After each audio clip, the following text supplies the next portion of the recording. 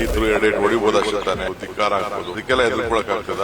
ಬಿಟ್ಕೊಡ್ತೀರಾ ಜಮೀನು? ಜಮೀನು ಎಂದು ಬಿಡಂದ್ರೆ ಪ್ರಾಣ ಬಿಡ್ತೀವಿ, ಜಮೀನು ಎಂದು ಬಿಡಲ್ಲ. ಒಂದು ಕಡೆ ಡಿ ಕೆ ಶಿವಕುಮಾರ್ ಅವರು ಹೇಳ್ತಾರೆ ರೈತರು ನನಗೆ ಹೊಡೆದ್ರು ಪರವಾಗಿಲ್ಲ, ನಾನ್ ಮಾತ್ರ ಬಿಡದಿ ಟೌನ್ಶಿಪ್ ಮಾಡೋದನ್ನ ನಿಲ್ಸಲ್ಲ ಅಂತ. ಇನ್ನೊಂದ್ ಕಡೆ ರೈತರು ಹೇಳ್ತಾರೆ ನಮ್ಮ ಪ್ರಾಣ ಹೋದ್ರು ನಾವು ಜಮೀನ್ ಮಾತ್ರ ಬಿಟ್ಕೊಡಲ್ಲ ಅಂತ. ಇದೇನಾ ಅಭಿವೃದ್ಧಿ ಅಂದ್ರೆ, ಅಥವಾ ಇವರು ರೈತರ ಬದುಕಿನ ಮೇಲೆ ದಬ್ಬಾಳಿಕೆ ಮಾಡ್ತಾ ಇದಾರ? ಬಿಡದಿಯಲ್ಲಿ ರೈತರೇ ಇಲ್ಲ, ಅಲ್ಲಿ ಕೃಷಿಯೇ ನಡೀತಾ ಇಲ್ಲ, 8 ರಿಂದ 9 ಸಾವಿರ ಎಕರೆ ಖಾಲಿ ಇದೆ. ಈ ಜಾಗದಲ್ಲಿ ಟೌನ್ಶಿಪ್ ನ ಮಾಡ್ಬಿಟ್ಟು ಅಲ್ಲಿನ ಜನರಿಗೆ ಉದ್ಯೋಗಾವಕಾಶ ಕೊಡ್ತೀನಿ ಅಂತ ಡಿ ಕೆ ಶಿವಕುಮಾರ್ ಅವರು ಹೇಳ್ತಾ ಇದ್ದಾರೆ. ಆದ್ರೆ ನಿಜ ಏನ್ ಗೊತ್ತಾ, ಬಿಡದಿಯಲ್ಲಿ ರೈತರು ಭತ್ತ, ತೆಂಗು, ಅಡಿಕೆ, ರೇಷ್ಮೆ ಇನ್ನೂ ಹಲವು ಬೆಳೆಗಳನ್ನ ಬೆಳ್ಕೊಂಡು ಇದ್ರ ಜೊತೆಗೆ ದನ ಕುರಿಗಳನ್ನ ಸಾಕಾಣಿಕೆ ಮಾಡ್ಕೊಂಡು ನೆಮ್ಮದಿಯಾಗಿ ಜೀವನನ ಕಟ್ಕೊಂಡಿದ್ದಾರೆ. ಈ ಸರ್ಕಾರದ ಯೋಗ್ಯತೆಗೆ ರೈತರು ಬೆಳೆದಿರೋ ಬೆಳೆಗಳಿಗೆ ಸರಿಯಾಗಿ ಬೆಲೆ ಕೊಡಕ್ ಆಗ್ತಾ ಇಲ್ಲ, ಸರಿಯಾದ ಸಮಯಕ್ಕೆ ಗೊಬ್ಬರ ಕೊಡಕ್ ಆಗ್ತಾ ಇಲ್ಲ. ಇವರು ರೈತರು ಜಮೀನ್ ಮೇಲೆ ಕಣ್ಣಾಕ್ಬಿಟ್ಟು ಏನೋ ಅಭಿವೃದ್ಧಿ ಮಾಡ್ತೀನಿ ಅಂತ ಹೊರಟವ್ರಪ್ಪ. ಈ ಹಿಂದೆ ಎಚ್ ಡಿ ಕುಮಾರಸ್ವಾಮಿ ಅವರು ಕೂಡ ಟೌನ್ಶಿಪ್ ಮಾಡೋಕೆ ಹೊರಟಿದ್ರು, ಆದ್ರೆ ರೈತರು ವಿರೋಧ ಮಾಡಿದ್ರಿಂದ ಈ ಯೋಜನೆಯನ್ನ ಕೈಬಿಟ್ರು. ಈಗ ಮತ್ತೆ ಅದೇ ಕತೆ, ಅದೇ ರಾಗ.